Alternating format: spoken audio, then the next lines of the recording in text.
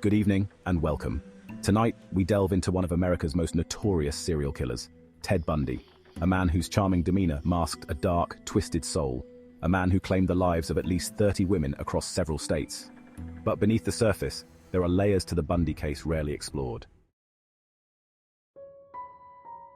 Born on November 24, 1946, in Burlington, Vermont, Theodore Robert Cowell, later known as Ted Bundy, had a tumultuous early life.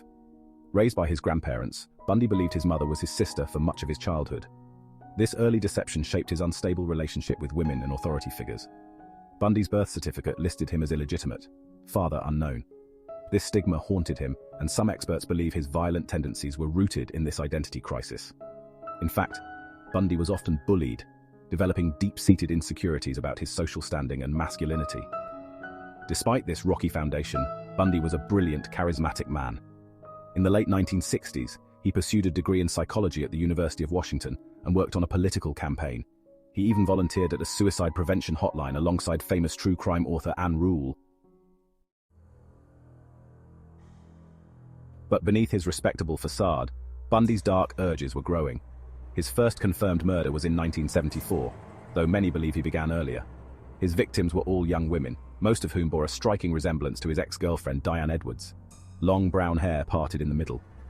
Bundy's murders were methodical, often involving abduction, rape, and brutal bludgeoning. He used his charm to lure women into his car, sometimes pretending to be injured, using crutches or a fake cast. Interestingly, in his early days of violence, Bundy once stalked a man but decided against killing him. This episode, an anomaly, shows that Bundy's compulsion to kill may have been less about gender and more about power and control. Bundy's killing spree spanned 6 states: Washington, Oregon, Utah, Colorado, Idaho, and Florida, between 1974 and 1978. He was a master of disguise and manipulation, frequently changing his appearance and aliases, which allowed him to evade capture for years. In 1975, Bundy was finally arrested in Utah after a traffic stop. Police found handcuffs, a crowbar, and other suspicious items in his car. He was convicted of kidnapping Carol DeRonch, one of the few women to survive his attacks. But the real shock came during his trial in Colorado, when Bundy dramatically escaped from custody not once, but twice. During his second escape in 1977, Bundy fled to Florida. He entered a sorority house at Florida State University, brutally killing 2 women, Margaret Bowman and Lisa Levy. But here's a twist. On the same night, Bundy attempted to kill another woman, Cheryl Thomas, who lived just blocks away. Thomas survived the attack because her neighbors heard the commotion and intervened, an act that likely saved her life. Bundy wasn't finished. In February 1978, he abducted and murdered 12-year-old Kimberly Leach, a crime that would later seal his fate. The brutality of this crime was different from his previous murders, more chaotic and desperate, likely because Bundy knew his time was running out. In 1979, Bundy stood trial for the Chi Omega murders. The media frenzy was unprecedented. He even acted as his own defense attorney, charming the public with his sharp legal mind and charismatic personality. This was the first trial to be nationally televised, turning Bundy into a dark celebrity. One often overlooked fact is that Bundy wasn't just posturing as a lawyer.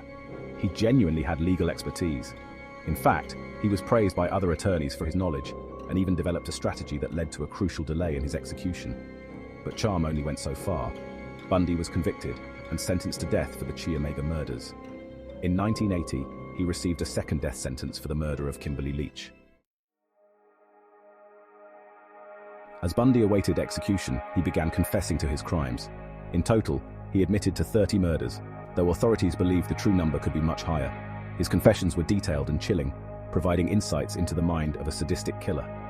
Bundy reveled in control, often revisiting his crime scenes to perform unspeakable acts with his victims' bodies long after death.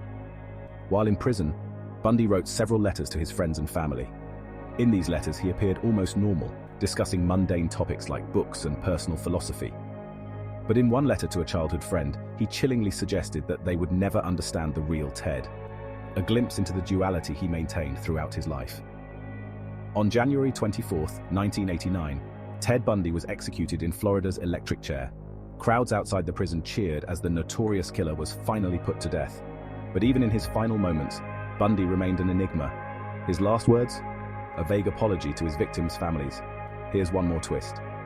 After Bundy's death, his daughter, conceived with his then-wife Carol Ann Boone while he was on death row, disappeared from public view.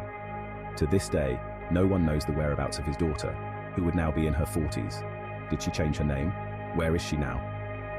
The mystery surrounding Bundy's legacy continues, casting a shadow on the families of those he left behind. Ted Bundy remains one of America's most terrifying serial killers. His ability to charm, manipulate, and evade capture is the stuff of legend. But perhaps the most disturbing aspect of Ted Bundy's story isn't the violence he committed. It's that he could have been anyone.